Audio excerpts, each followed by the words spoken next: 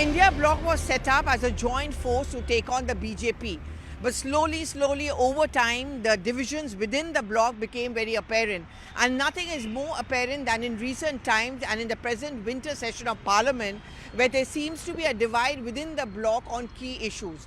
See, the entire idea is that while in the electoral battlefield, we may have our differences and we may decide to go it alone, but at least inside the Parliament, we need to speak with one voice to take on the government.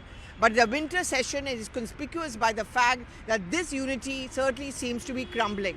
I think one of the first examples of this is the fact that for the third time round, the Trinamool Congress has decided to give a skip to the India Bloc meeting called by Mr. Kharge.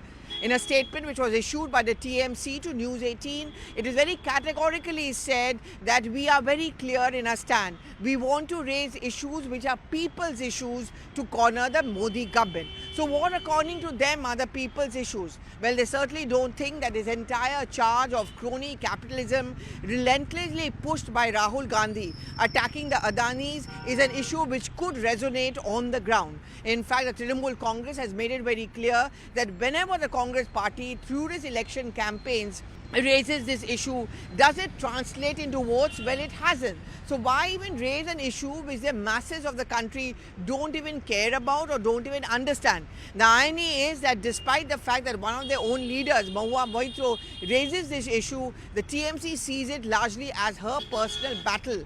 And as long as she attacks the Modi government, they seem to be okay with it. So the drift in the India bloc between the TMC and the Congress, I mean others, for example, KTR going alone to Delhi, though he's not a part of the India bloc.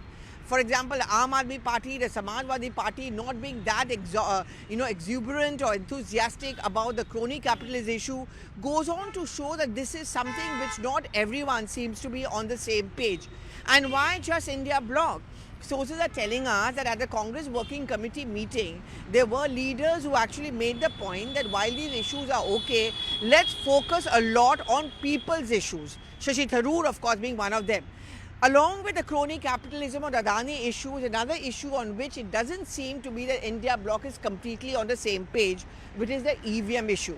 We know that Kharge held a speech at the Ramlila Maidan. He also announced the launch of an EVM Yatra like the Bharat Jodo Yatra, and the Congress has multiple representations and memorandum to Election Commission. But do you hear the other parties, a part of the India bloc, making as much a noise about it? Well, no, it's largely the Congress party which seems to be doing it. There are parties like the Trinamool Congress and the Samajwadi Party say that there may be concerns about the electoral process. But to say that every time a loss is because of EVMs just makes you look like a poor loser. And therefore, why even raise it? And thereby, on these two key issues, we see a rift within the India bloc where clearly not all of them are in the same page. Which means, where does it leave the bloc? Well, it leaves the bloc very divided, crumbling. But more than that, it leaves the Congress all alone.